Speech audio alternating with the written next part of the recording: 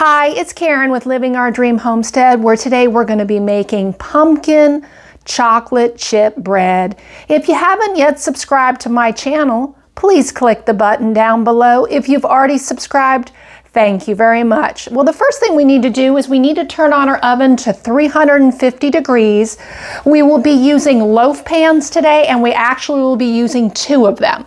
Now we are going to go ahead and take some parchment paper here, and we are going to line our loaf pans. And then we are going to spray some cooking oil onto the parchment paper so that way our bread doesn't stick. I'm actually just using olive oil here. And now we are going to go ahead and take a large bowl. So let me go ahead and turn the camera around and show you how to make this yummy pumpkin chocolate chip bread. We are going to put in this large bowl 1 3/4 cup of granulated cane sugar. And now we are going to put 1/2 cup of unsalted butter, softened, which I have right here. And then we are going to go ahead and turn on the mixer and mix it up.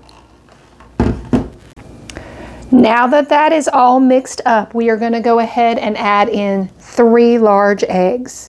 Now we're going to add in 2 teaspoons of pure vanilla extract. And now we are going to be adding 15 ounces of pumpkin. Now I'm actually using fresh pumpkin. It was actually cooked, and then I actually froze it, so I ended up thawing it. So you can use fresh pumpkin, frozen again if you thaw it, or you can use canned pumpkin. But make sure when you have the canned pumpkin, it is just straight pumpkin and there's no spices added to it. I'll put this in, and then we'll use the mixer to mix it in. Now we're going to need to go ahead and push this aside, and we're going to take another bowl.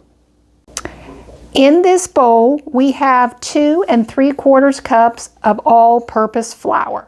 To it, we will be adding in 1/2 teaspoon of baking powder, 1 1/2 teaspoons of baking soda, 1 teaspoon of salt, 3/4 teaspoon of ground cinnamon, 1/4 teaspoon of ground cloves, and then 1/4 teaspoon of ground nutmeg. And then we will go ahead and mix it up. Now that all that is mixed up into the flour, we are going to go ahead and take 1/2 cup of evaporated milk, which looks like this. Now, if you don't have evaporated milk, you can use regular milk, and I would suggest whole milk, just so that it would taste a little bit better. We are going to go ahead and start with putting some flour into our pumpkin mixture here, and then adding some milk and using the mixer to mix it up. And then we're going to be ending with the flour going into the pumpkin mixture. I'll go ahead and work on that now. Now that that is all mixed up, we are going to be putting in 2 cups of chocolate chips. Now I'm actually going to be putting in milk chocolate chips. So this is the one that I'm using. You don't have to use Nestle. Again, you can use any kind, but between semi-sweet or milk chocolate chips. So I'm going to go ahead and put that in, and then we are going to just fold it into the batter.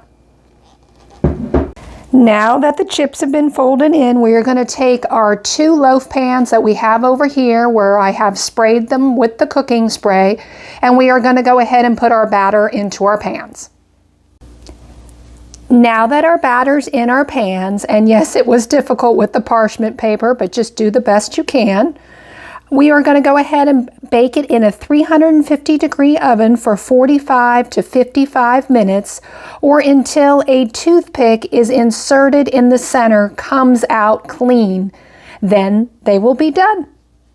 The pumpkin chocolate chip bread is all done. I'm going to let it cool in the pan for a few minutes, maybe about 10 minutes, and then I'm going to go ahead and remove it from the pan and then peel off the parchment paper. I'm now going to let the bread completely cool on this cooling rack. Here's the pumpkin chocolate chip bread. It looks really good. I showed you up close what this pumpkin chocolate chip bread looks like. It smells like pumpkin pie. It smells so good filling through the house. I will leave the recipe down in the description. Now this bread, if you're going to go ahead and store it, you need to store it in an airtight container, and you can leave it on the counter up to about 4 to 5 days. If you want to keep it any longer, I would wrap it and store it in the refrigerator, and it should be able to keep for about 10 days.